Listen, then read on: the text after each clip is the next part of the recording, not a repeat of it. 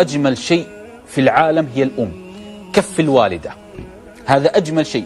أصلا الدنيا بعد وفاة الأم تصبح بلا ألوان، الدنيا بعد وفاة الأم تصبح بلا ألوان. كل الأمور مصائبها تعوض، حتى الأخ حتى الابن، إلا الأم لا تعوض أبدا. كل الناس بمجرد أن تشكو لهم ما ينتابك، مجرد أن تذهب ينسى القوم، إلا الأم تذهب في الثلث الآخر تتوضأ وتسجد وتدعو لك بالتوفيق، وفي الصباح تسأل عنك ماذا جرى معك. لا أحد في العالم يكترث بك كأمك، استحالة. لهذا إذا كانت أمك ما زالت حية فاغتنمها، فهي منجم من الحنان والعطف والبركة ومنجم دعاء.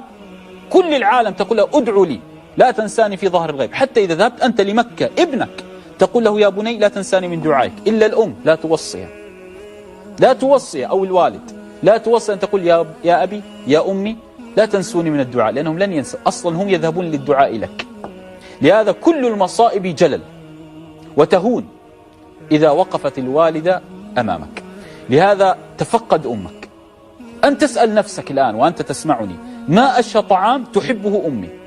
اسأل فقط طعام. نحن الطعام كم مرة نأكل في اليوم؟ نأكل كم مرة ولا تعلم ماذا تريد الوالدة وما هو أشهى الطعام الذي تحبه. اسأل نفسك، العطر المفضل للوالدة ما هو؟ البخور المفضل للوالدة ما هو؟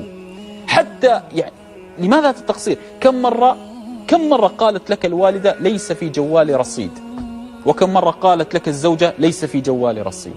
ستعلم الفرق وستعلم التقصير من أين يأتيك. أنا لست ضد زوجة أو ابن، لكن أنا ضد التفريط في الأم. الأم لأن مفتاح كل سعادة تنتابك، لهذا لا تفرط فيها. اجعلوا الأم هي الهدف الأسمى لرضائها. غدا الخميس وكلنا نسعى في يوم الخميس أن نذهب هنا وهناك ونستمتع، وأمهاتنا في البيوت.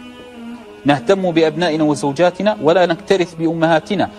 هم أولى الناس في العناية بهم، خصوصا بعدما علاهن الكبر وبيض الشعر، ليس لهم إلا أنت. لهذا الأم كل إنسان تسعى لإرضائه بمالك أو بإحسانك، إلا الأم ترضى عنك بابتسامة منك، أو حتى برسالة نصية، أو حتى بمكالمة كيف حالك يا أمي.